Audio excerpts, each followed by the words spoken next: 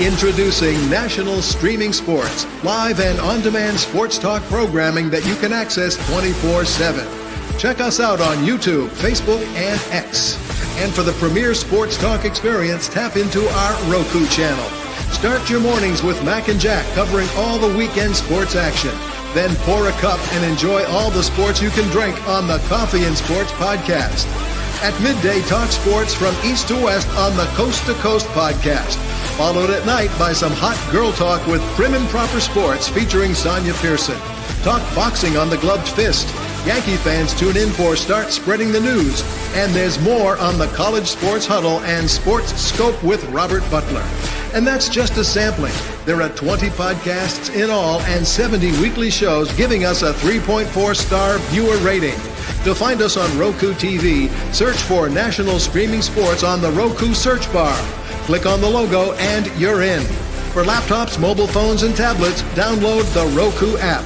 National Streaming Sports, live and on-demand sports talk for Football season is here, and SeatGeek is my go-to for buying tickets. Now with SeatGeek, every single ticket is backed with their buyer guarantee. We've all had plans change, and when you can't make it to the big game, SeatGeek has you covered. They're the only ticketer that allows you to return your tickets ahead of the event for credit with SeatGeek swaps. So when things come up, I know that my tickets won't go to waste. So what are you waiting for? Download the SeatGeek app to maximize your possibilities.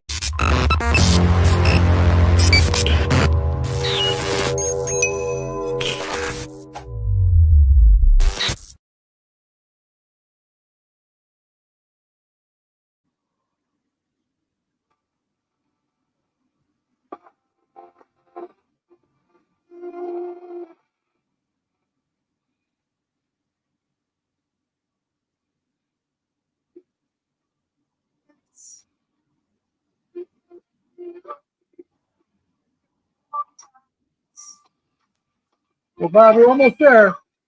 Okay. We're at the 85 season.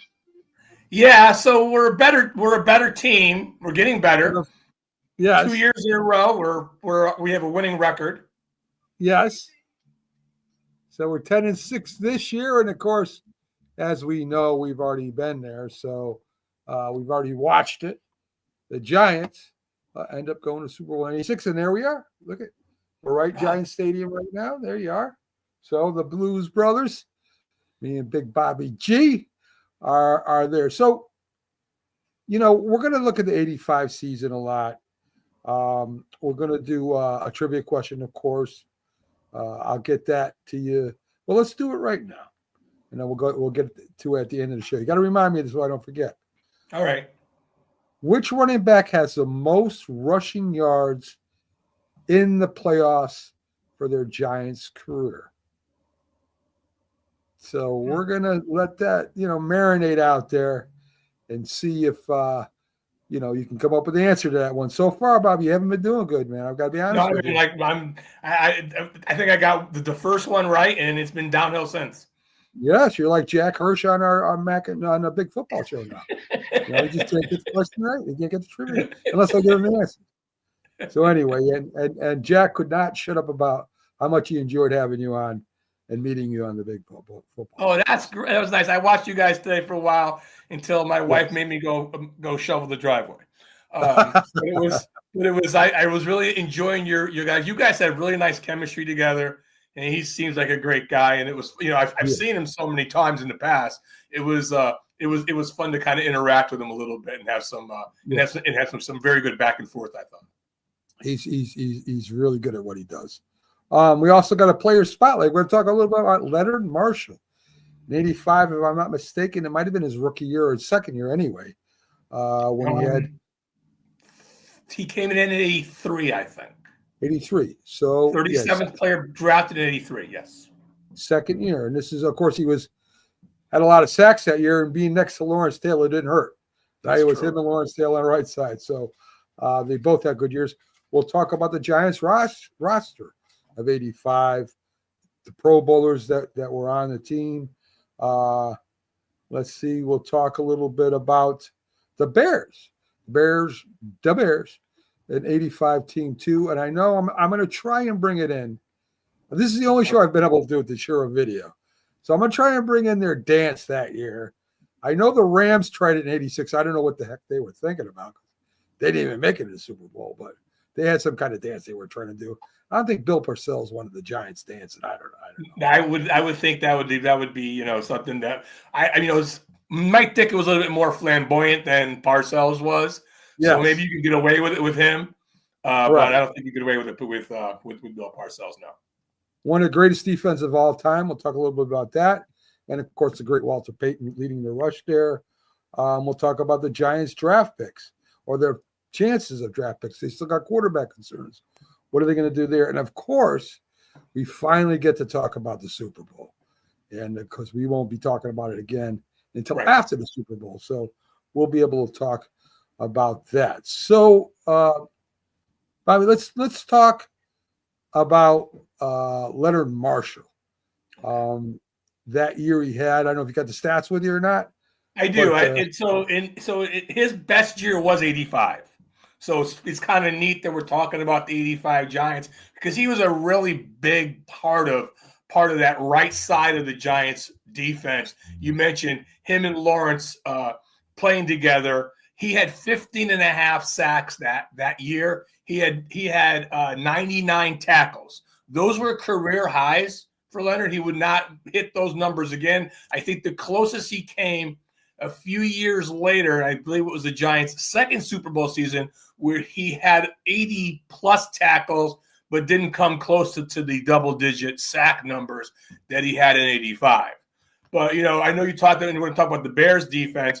The 85 Giants defense was a very good defense, and Leonard Marshall was a big, huge part of that. For those who don't remember, or maybe they watched that playoff game, and this is what when I think of Leonard Marshall, I think of the playoff game against the 49ers. And he's rushing Joe Montana. He hits Joe Montana so hard. He breaks his wrist. He breaks his ribs. He hurts his spleen, and he has an abdominal injury. Joe Montana doesn't play football again for almost 2 years after that hit. So that's the signature play of Leonard Marshall's career. But he was more than that to the Giants. Got to go back a little bit, and I love this story that Ronnie Barnes, the longtime Giants medical staff, really heads their medical team, and he's still with the Giants today. And Ronnie Barnes says the Giants draft Leonard and I mentioned in 83. So he comes in. He's a 37th pick in the draft.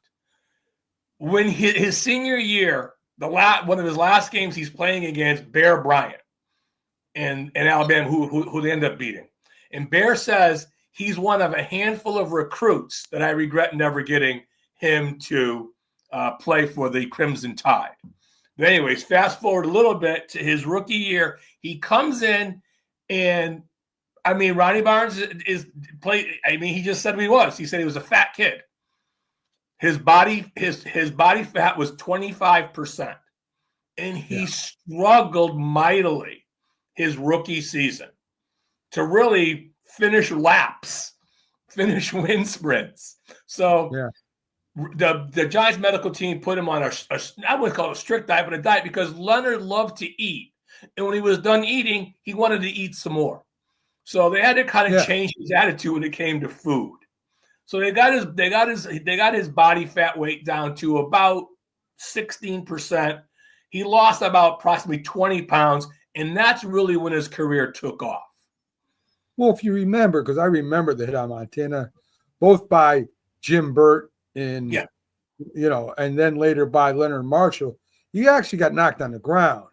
Gets up, he's running full speed, coming from behind Montana, and Montana's standing there like a statue. They just call him Stick Man because he had no weight to him at all. And he's standing there just ready to throw the ball, and Leonard Marshall just blows his back out. It was a very violent hit, to say the least. Documented as the third, the number 3. I would say the word best is not the right word, but the third, I guess, most impact collision in the NFL to this date. It's still ranked number 3. I don't know what the first 2 are, but I can't see anybody putting a player out for almost 2 years, and there's two hits that are better than that. Yeah. Maybe career-ending injuries, maybe. Yeah, probably. Maybe Lawrence against Joe Theismann. I don't know. Yeah, maybe could be. I didn't research it. So they go 10-6 this year. I think they finish in second, right? They're a wild card. They got to go play the last 2 games of the season. So the second to last game of the season is the 5th. So it's a 16-game schedule. Right. They're playing Dallas the 15th week, and the Giants are actually winning that game going into the third quarter. And your buddy, whose jersey's in the back of you there, from the Dallas Cowboys, gets a tip pass from Phil Simms and runs it back for a touchdown. And Dallas goes up by 14 points. The Giants mount a comeback in the second half. Byron Williams, coincidentally, whose shirt is behind you also, makes a great catch with really seconds to go in the game. He gets the ball down to the 15-yard line against the Cowboys. So the Giants need a touchdown. The field goal doesn't help us. They need a touchdown. If they win this game, whoever wins this game wins the NFC East. Unfortunately for the Giants, they didn't. They came up short that particular day because of that jersey in the back of you. But the other gentleman, Byron Williams, back of you, he makes a hell of a catch, a nice run after the catch down to the 15-yard line. The Giants though could not cash in. And then they go on the next week to play the Pittsburgh Steelers in Week 16, and the Giants really laid on the Steelers thick, and they go in as a wild card. I mean, that could have changed everything, right? Because now the Giants wouldn't have been playing Chicago in the playoff game. Maybe they match up in the division round or the championship. Maybe they're not playing in Chicago. I mean, a lot of things could have happened then. So, by the way, Jim Jeffcoat, who used to be with me, said he made a living off taking Phil Simms to the house, getting those tip passes. So poor Phil. Yes. So, while we're saying Phil's name, I got to say this to everybody: if you haven't seen Mac's interview with Phil Simms, please go download it, check it out, pull it up. It's outstanding. I'm sorry. Yes, it's on YouTube. Yes, it is. So very, very humble man, Phil Simms is. So on the roster that year, Simms has a good year, 3,829 yards. Joe Morris has his second best year. He runs for 1,336 yards and 21 touchdowns. Yeah. Bobby Johnson catches the ball for 500 yards. Now, aside to Bobby ran into some trouble with drugs later on. I tried to talk to him for a while. I tried to get him to come on. He didn't want to come on, but got it together. Great human being. Lionel Manuel. Some people forget about him. Number 86. Another 500-yard wide receiver. Of course, we had Mark Bavaro there. That's his rookie year. That's Mark's rookie year. Yes. He had 511 yards in his first year. So. Lionel got hurt in that season, and he was really on pace to get close to 1,000, but he got hurt and wasn't able to get to that magic number for a 16-game schedule. Correct. Let's see. So again, we had Leonard Marshall and Curtis McGriff as our defensive ends. I think George Martin was injured that year. I think. Because he didn't play the following year. Then you had Byron Hunt, who was a left outside linebacker. Left inside linebacker was Reasons. Then we had Carson's on the other side. And, of course, as we said, we had Leonard Williams and LT on the right side. Our Pro Bowlers were Simms, Morris, Marshall, Carson, LT. So, we had a really good team, a real good defense. Yeah. Of course, everybody remembers the swing and miss at the punt by Shawland. I know the wind was so bad that game. And they got the ball, they got ahead. And once they got ahead, it was hard to catch them. We had a couple shots at them. We didn't do it. So the Bears ended up winning the Super Bowl, beating everybody, destroying the Patriots in the Super Bowl, really. So great defense, great running game. I got the stats for you there. First only team in a 16-game schedule scoring 400 or more points while allowing less than 200 points. Wow. So, I mean, they were doubling other teams. This is how good their defense was, as we know they were under Buddy Ryan, really. He ran the defense there. The offense with the great Walter Payton. So that puts that into perspective. I said we were 10-6. The Giants, we'll talk about the 86 season next week. Okay. Right now, Bobby, any new thoughts for the Giants, their quarterback needs, the draft picks that you told me before the show? You've been, fooling around with a site out there that you've been kind of messing with. Any thoughts on that? Yeah. Well, so when I like to do these mock draft things, maybe we can talk about one a little bit later. Yeah. So the Giants, as everyone knows, have multiple needs, and I can name 6 off the top of my head. What the needs of the Giants are. The Giants, we all know they need a young quarterback. That's a given. But the Giants also need some type of young. I should back up a minute. Last year in free agency, the Giants tried to retool their offensive line with veterans who they signed in free agency. So, but what we don't have on the roster right now, we don't have, and I don't care how we do this, guard, tackle, heck, center. I don't care how we do this, but they've got to somehow get some young blood into the offensive line, either to develop someone and or to maybe start. Now, we could maybe use a guard. I don't know we talked about Neal moving, so they could use it. So let's say they need a young influx of talent on their offensive line. So that's 2 things that they need. They really need, and I know it sounds crazy, but they really need a safety too. The back end was not great. They could certainly use another cornerback. I don't know. Banks is the answer. So there's 2 needs right there on defense, and the third need on defense is we got to help stop the run.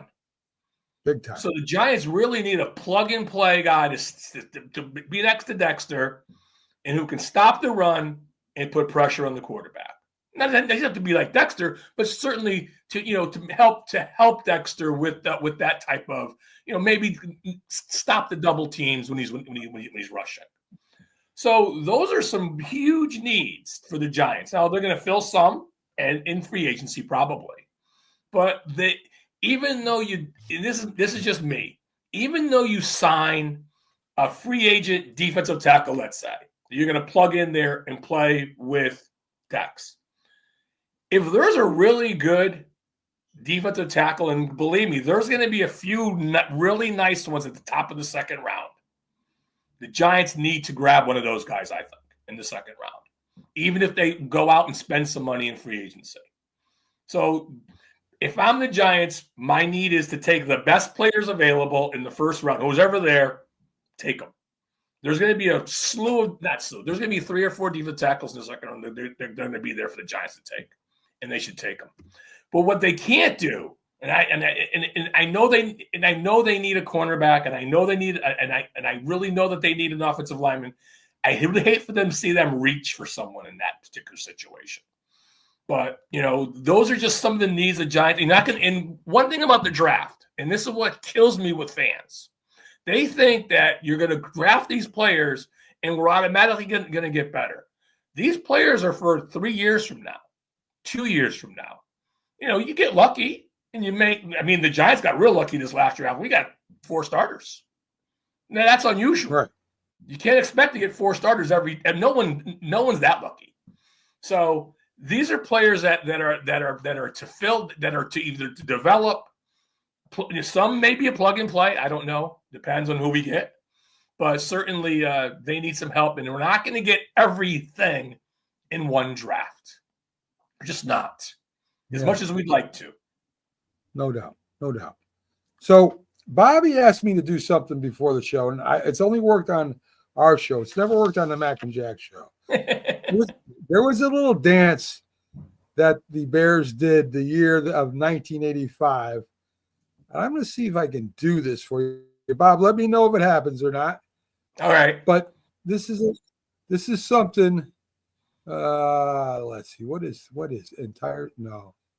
Window. Okay. Let's see if we can share the Super Bowl shuffle. We're going to try. Let's see. Oh, maybe I got to go here first. Back here first. Are we sharing it or not? I don't see it yet. Window, entire screen. I don't either. See, they change things all the time on StreamYard. And if I don't use it all the time, it doesn't work. I'm going to try. Yeah, your browser has blocked your screen. Click screen icon in your address bar. Click screen in my address bar. Then reload. No, I'm not doing all that. So, again, StreamYard, if you don't use something enough, keep up with it. I don't. They don't. But, of course, that was a Super Bowl shuffle where the Bears were dancing their way to the Super Bowl. And this is so what's funny about that whole video, too, is they actually did this video before the playoffs. Yes. So they're not even in the Super Bowl yet, and they just assumed they were going there. That's how cocky this team was. And they deserve to be cocky because they were a very good football team. Yeah, I think their only loss was to the Dolphins, right? And Dan Marino, that one game. Yeah. That one loss. Yeah, that was the only game they lost, and Marino just got rid of the ball too fast for him. So and they beat us 21-0. We gave them the best game in the playoffs of any team. So if that's anything to put a feather in your cap on, I remember Phil Simms after that game, after the '85 Bears-Giants playoff game. It was in Chicago, and it was cold and it was windy. You mentioned it was so windy that Sean Landeta went to punt the ball, and the announcer said the punt was blocked. The punt's blocked. Then they go back, and they look at it in slow motion.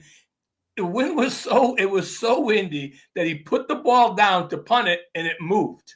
Yeah, that was crazy. But Phil said after that game. Go ahead. Oh, you got it? No, go ahead.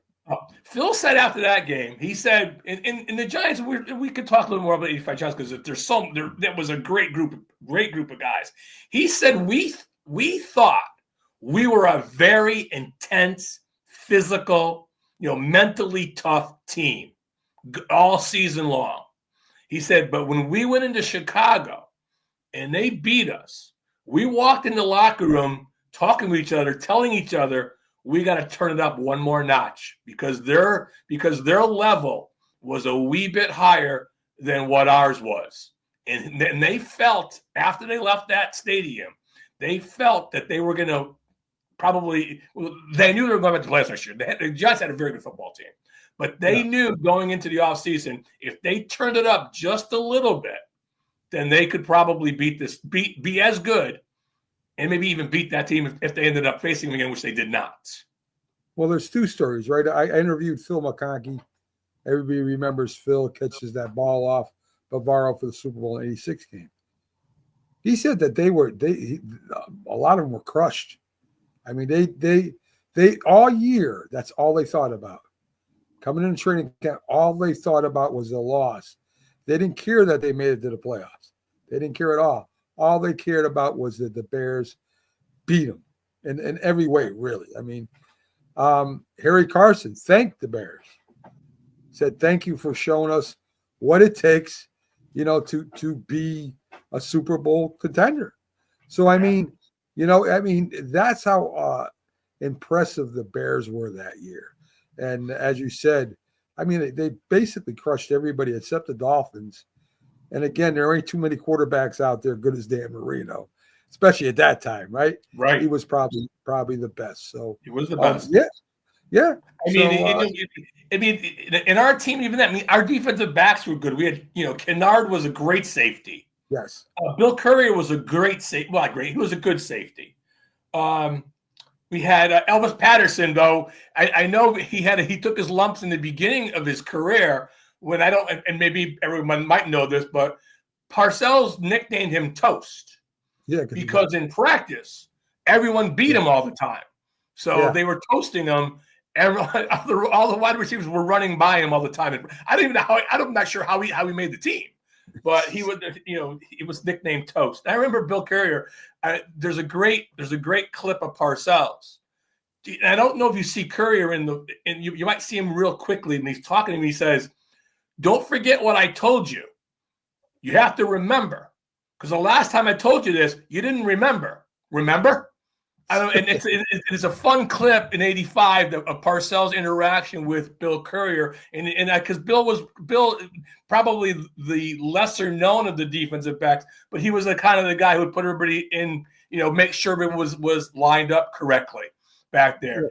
Yeah. And even you look at the Giants linebackers, we had Andy Hedden as our backup. He'd be a starter on any other NFL team. So the Giants had a great defense, and then what we didn't talk about really too, Mac, is the offensive line for the Giants was very good. Joe Morris had an outstanding year. Yeah. They were just coming into their own. I think they added one more for 86. I think a tackle, if I'm not mistaken. The guy with the bandage. Was it Jumbo Elliott that they added? I think it was Jumbo Elliott. I know it was Jumbo. I was thinking Nelson. Nelson I think was there already, but check the roster.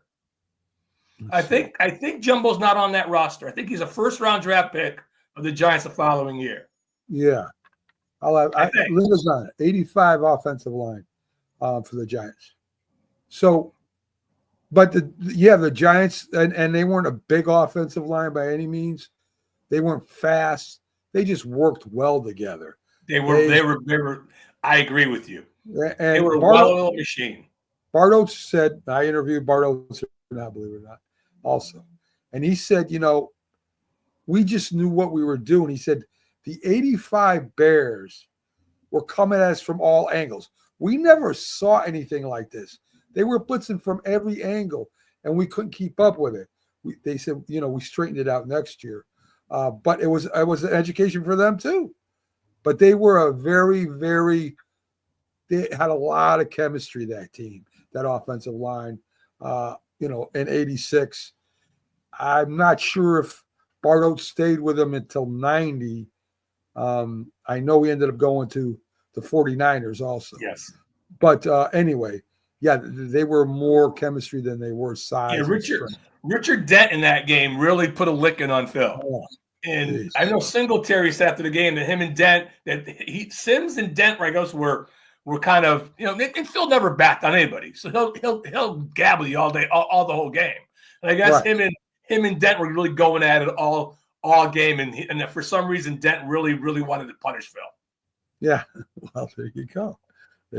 So again, finished 10-6.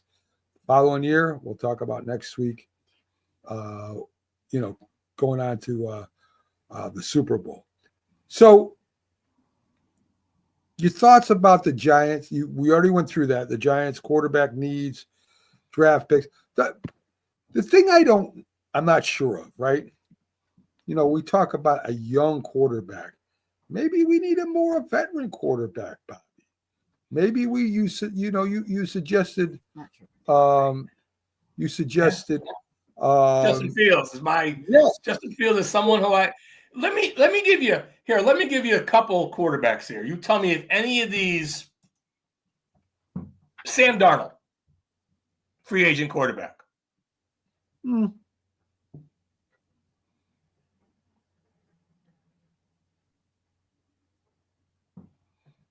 Not.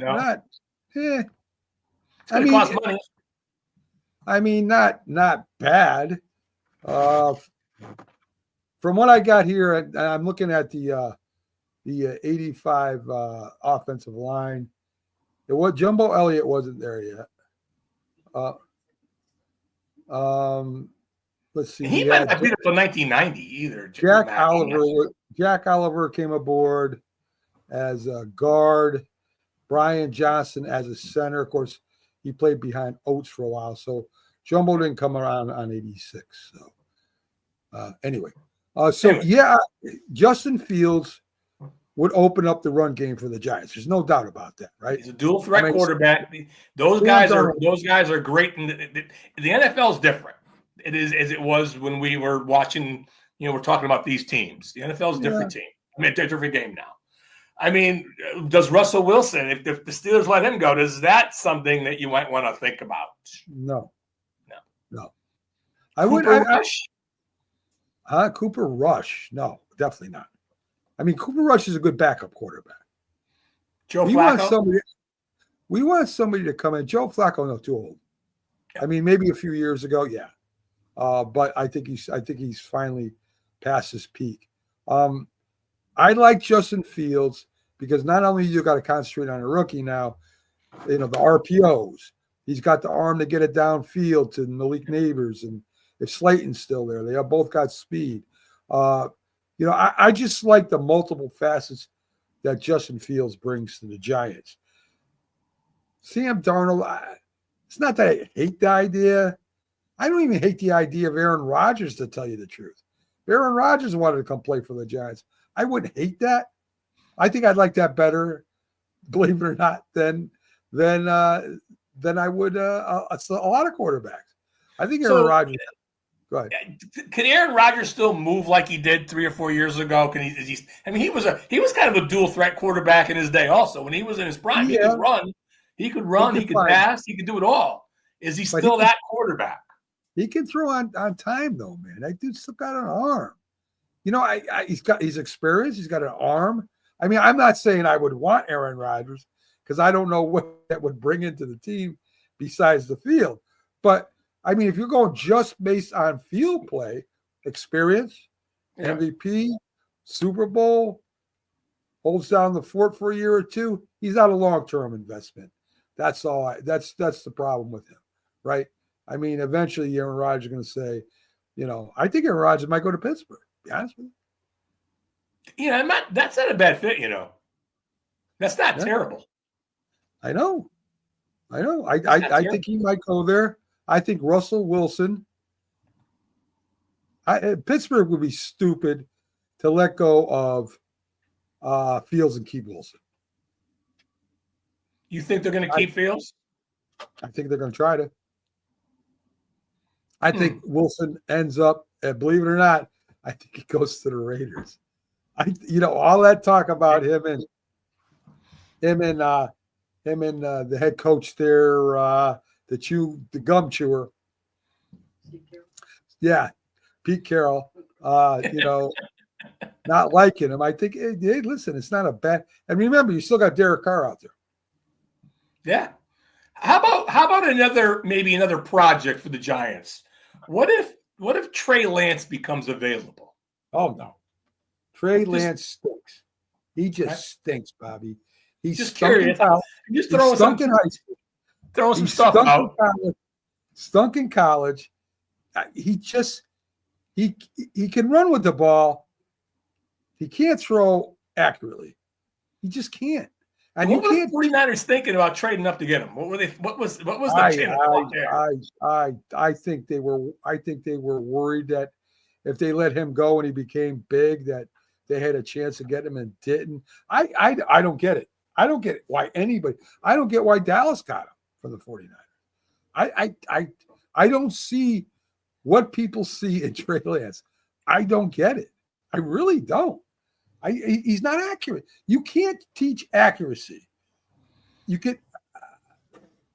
Joe Montana said the most underrated thing about a quarterback is if he's accurate or not. You really can't teach it. You either got it or you don't. I mean, even Cam Newton. Cam Newton, I mean, great running quarterback, could throw the bomb every now and then. Big arm, yeah. He missed a guy in a 5-yard out. How do you do that? Do you draft a young quarterback and maybe sign Mariota as a bridge if you're the Giants? Mariota's back and forth, right? Mariota's had some good starts to seasons, like when he was Atlanta. But then he ended up and walked out on his team. I don't want a guy like that on my team. Right? I don't want a guy that quits and all of a sudden decides he needs to go get a knee operation in the middle of the season without telling the team. You don't need a guy like that on your team, right? I mean, I agree. Where are you? I'm right now in Hawaii rehabilitating my knee because I had operation. I mean, that's kind of dumb. So, but anyway, is Garoppolo a bridge quarterback? I mean, he's probably still the best looking quarterback out there. If you want to. So if we want to be on fashion magazines, he's our boy, right? Yes. Okay. I think he would help out the team a lot as far as that type of publicity. I don't know if he's got it anymore or not, Bob. I mean, it's sort of like Carson Wentz. Carson Wentz, I've seen him play real good and I've seen him play really bad. Not consistent. So if the Giants, I like your idea, right? Unless we're going to Milton with the Patriots. If we're going to Milton with the Patriots. I know he's banging the table for him. Yes. Drafting your boy from Syracuse, and there we're all set in the quarterback room. There you go. Yes. Listen, I listen, all joking aside, I think Keith Angle doesn't give him enough credit. Keith Milton was the best quarterback during the whole training camp, better than the older guy there that they let go of eventually. Jacoby. Yes. And better than better than Drake May. He was better in practice than Drake May. The coach came in, the owner said he was happy. He had two good quarterbacks. Well, then they'll never. Then Mac, if what you're saying is true, then the Patriots would be out of their mind to let him get out of there, unless the Giants gave him something that they could work out in a trade. Yeah. What would you think would be? I know we didn't talk about this. What would be a good trade for a backup quarterback who was a 5th round draft pick, who has never played a down in the NFL except during mop-up time? Right. I'd start with 3rd round. Yeah. Give him a 3rd rounder, right? Yeah. I mean, that's fair. They'll ask for more. They'll want maybe a 3 and we have 2 7s. Yeah, we do. So, I mean, we don't have a 6th round draft pick, so we can't give them that. They'll probably want one of our 4s. Right. I mean, you got to negotiate, right? I mean, you got to go in there and negotiate the best you can. So if we don't get Fields, we go after Milton. I mean, you got plenty of time. There's plenty of time. He played for Tennessee, played in the SEC. I like SEC quarterbacks. I don't think you can go wrong. I mean, if you played a high level at the best conference in college football, then you're probably pretty good. And he had a good year too. It's not like he stunk. No, he had a really good year. Yeah, I liked him a lot coming out of college. I thought the Giants could take a flyer on him in the later rounds, and they did not. Yeah, for some reason, maybe it wasn't timing. I don't know either. But I think he's untapped. I think if Tabal is such a great quarterback guru, he should be able to whip this guy in shape, right? I mean, I just had a thought. I don't know. Maybe it's the first time in the last couple of weeks. I just had a thought. If these guys, if the Giants wanted to, and I guess they already had signed. So I know they already signed Drew Lock, and they already had DeVito. But why wouldn't the Giants take a flyer on a 5th or a 6th round? I mean, it had to be the 5th round. I don't know, and I don't know where because they kind of jumped around as the rounds go on. I can't keep pace with the draft picks that they get, and for losing players, and so I don't know where the Patriots actually picked and the Giants picked in the 5th round, but maybe the 4th round or something like that. I mean, I don't know why the Giants wouldn't have done that. Well, I read an article about DeVito, and Tommy Cutlets. I mean, I guess he's got a good Italian pizza place, and he's got his mother's cutlets and everything going on there. But he might have set them back because the year before that he had a few good games, a couple good games. Yeah. And I don't know what happened to this year because he looked so bad. They took him out after one series and put Brock Lesnar back in there. So I mean, I don't get. Yeah, he looked bad. Yeah, I don't know what happened from last year to this year. But here's weird too, Mac. What I'm reading right now, he's a restricted free agent. So the Giants have, they can bring him back or they can let him go. From what I've been reading, the Giants are bringing him back. Well, that's ridiculous. That's what I've been reading. That's what I'm hearing. That's ridiculous. They're going to bring him back. I don't know why. Unless they like his cutlets. I don't know. Maybe free cutlets for everybody. I don't know. Maybe because he knows the offense and whoever they're going to bring in the next two, they're going to bring two new quarterbacks in one way or another.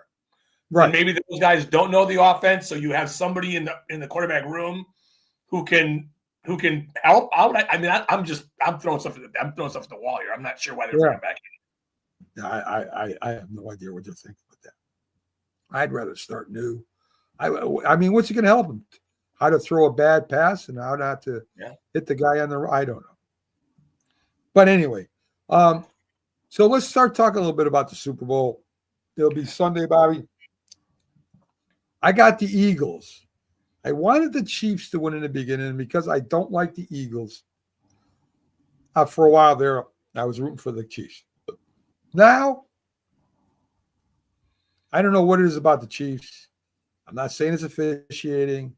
I'm not saying because I don't believe officiating is helping them win games like people think.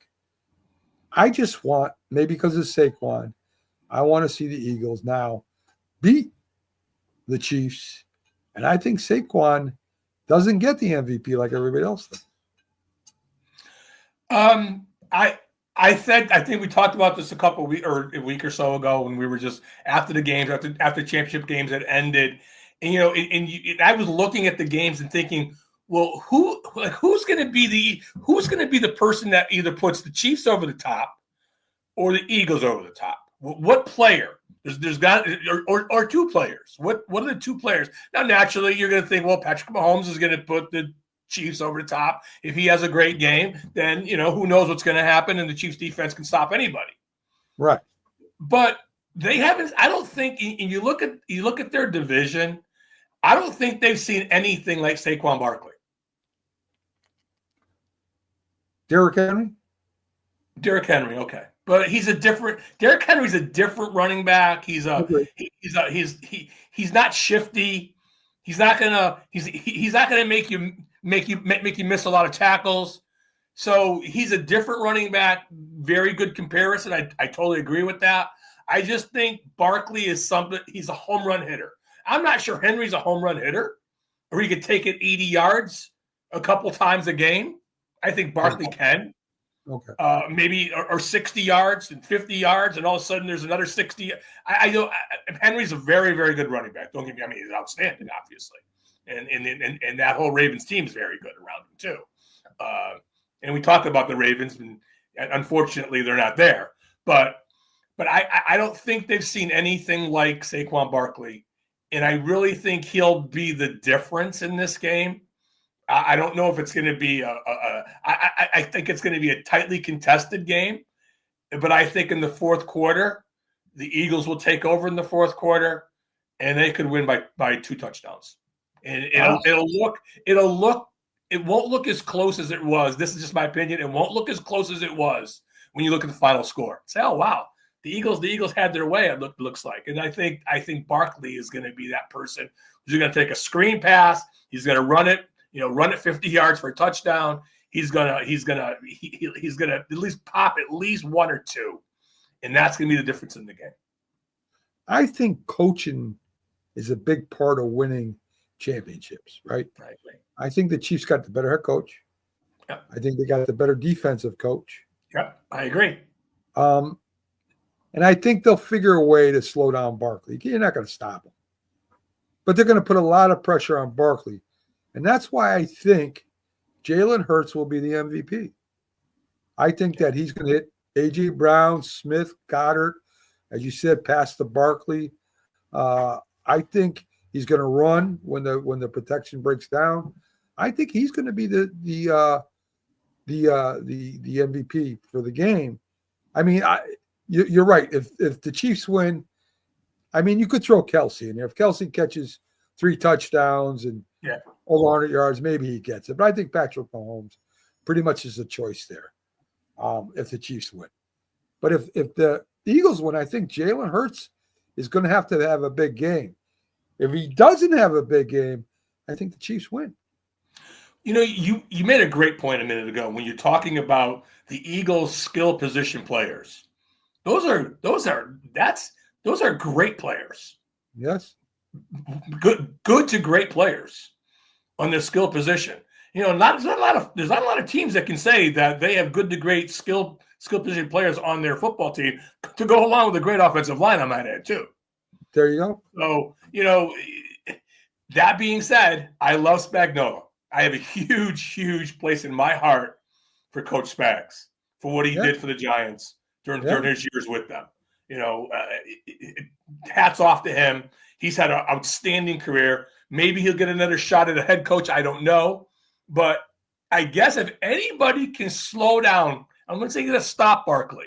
But if anybody can slow down Barkley and come up with some schemes, and whatever those schemes are that he has so many in his head, I can't even name them all.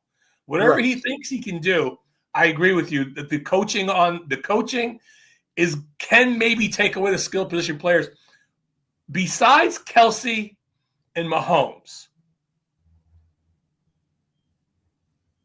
on the Chiefs, who do you think, besides those two, who do you think on offense could maybe be that, oh my God, because there's always one guy. There's always a guy who, you know, he has that Super Bowl game.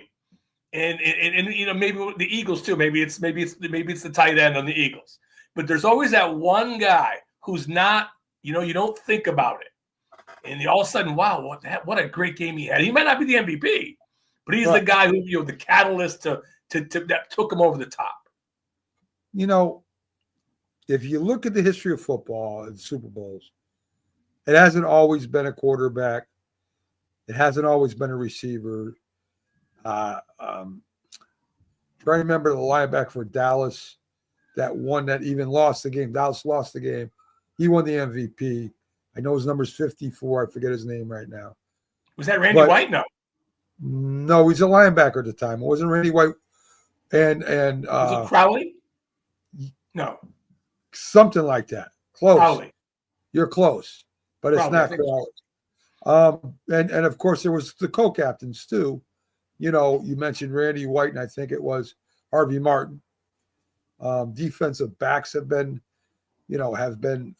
MVPs. Yeah, who was that guy from Pittsburgh? I can't remember his name. He had like 2 interceptions and forced a fumble, and he came out of nowhere, and he was like, "Oh my God!" And after that, you never heard from him again. Right, and I mean, they've made, there has been Super Bowl moments that, you know, as you said, players have stepped up that you didn't even expect. So it definitely could happen. It's mainly a quarterback award now, right? Let's face it. Yeah, that's true.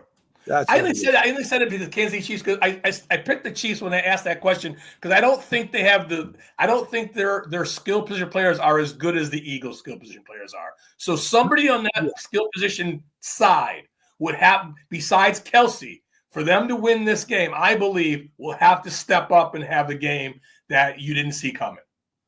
I think Mahomes has the ball second to the last drive. He goes down, drives the team down for a score, and the Eagles have to score in the last drive. That's how close I think this game's going to be. Wow. Okay. I really do. I think this game is going to be one of those games like the last time they played, right? What was it? 45-41 or it was a shootout. It was crazy. I don't think it'll be a shootout this time because, as you said, both teams have really good defenses. Yeah. But I think Mahomes will make you believe, at least for one drive, that those damn Chiefs are going to three-peat. And, they might. Yeah, I don't know. I'm no Nostradamus. It'd be kind of fun to see because no one's done it. Right. So, 49ers almost did it. Giants had something to say about that. Right. But, it'd be fun to actually see, I think. I like to see historical things happen anyways, especially in sports. And that would be fun if that was to happen. Yeah, to see the first three-peat. I don't know if I want to see it with Patrick. I really don't. I mean, I think it'd be fun. Then they're also going to say he's better than Brady and blah, blah, blah. Oh, no. They're going to be – no. If that does happen, though, they're the best football team. They're a dynasty. No one's better than them. The Syracuse Dolphins can't even hold their gym bags as they're walking into the locker room. That's how good these guys are. I understand, yeah. Exactly. So, Bobby, comes near the end of the show. That's in the beginning.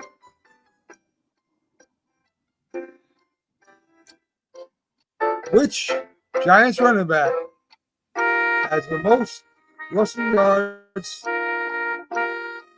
as the running back for the Giants in the playoffs? Of course, I said running back, I think 5 times in one sentence, but you know what I mean. So who is this? This can't be an old. So you always throw me with these questions because I always go old school when it's a new school person, and I always go new school when it's an old school answer. So this has to be kind of in my wheelhouse of when I became a Giants fan because they weren't in the playoffs. So that I got older, they were in the playoffs. So, and I'm going to say Joe Morris. And you are correct, Bobby. Ta-da! 2 for Bobby. But it's 2. You are 2 out of 14. You are incorrect in your criteria because there were playoffs before the Super Bowl, but that's okay. We're going to get but we weren't in those playoffs because it was the Giants. Who held the Giants record? So we were never in the playoffs. Yeah, they were. They played against the Browns and they played against the Colts and they played. Yeah, well, those are championship. Yeah, but those are more. When I hear you say playoffs, I mean that's like modern stuff. Those were they used to call it something different back then. I don't think they were championship tournament or whatever it was. I don't know what they called it. They called it. I guess it was the playoffs, but it had to be Joe Morris because Joe was outstanding. Anybody who's 5'6", which I used to be. I think I'm shrinking as I'm getting older. But anybody who's 5'6" and plays running back, like I played running back in high school, I'm all for that person. I thought you might go for Tiki. Tiki Barber was a thought, but it had to be a little older school. I had to go a little farther back. Tiki's too modern. Too modern. But Tiki Tiki would have stayed. I know we're running out of time here, but I think if Tiki would have continued playing football, maybe we could do a spotlight on him. I think he would have been a Hall of Famer. Because he would have been with the Giants the year that the next. So he retires. The Giants go on to beat the Patriots in the Super Bowl, the 18-0 team. He retires. If Tiki doesn't retire and he has a great year that year, and the Giants win the Super Bowl, and maybe he comes back another year and has another great year, he's got a Super Bowl ring. He may be back-to-back 1,000-yard rushing seasons, and he might be in the Hall of Fame right now with his brother. But he decided to leave football. He wanted to be a broadcaster, and rest is history. That's possible. That's possible. I think he would have been. I think he was a tweener. I think he's a tweener right now. But I think with a Super Bowl victory, I think with a couple more 1,000-yard rushing seasons in his belt, I think he was a Hall of Famer. You think the Giants, after all that ruckus he raised about Eli and Coughlin, you think they would have wanted him?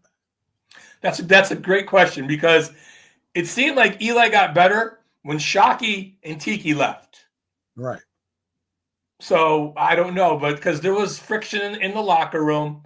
But I think that we had players like Strahan and OCU Minora and Justin Tuck And I think we had players, and we had I know we signed a couple defensive backs. One was from Miami. His name escapes me, and we signed another defensive back who'd been in the league for 10 years. And we had a good veteran presence on that team. So maybe that would have been something that we could have overcome with Shockey gone, because Shockey left anyways too. Because the Giants ended up trading him away for really a bag of balls, because we got nothing. We had a third and a fifth, and I don't remember who we drafted, but a bag of balls. So, folks, thanks for tuning in. So you got our picks. I got the Eagles. Bobby's got the Eagles. All right. Even though we don't like you. 2 touchdowns. Yes. Huh? Bobby. I hate the Eagles. And it's killing me to pick them because I hate their fans too. All right. Wow. So 2 touchdowns. I pick them by 3 points. Either way, we both got the Eagles winning that. And it's because of Saquon, let's be honest. Folks, that's true. Yes. Have a great rest of your day. You've got Glove Fist coming up at 7 p.m. with Jack Hirsch and Frank Latirzo. Bobby, have a great day. Great job as always. And You folks, too, Matt. Thanks for tuning in. Bye-bye.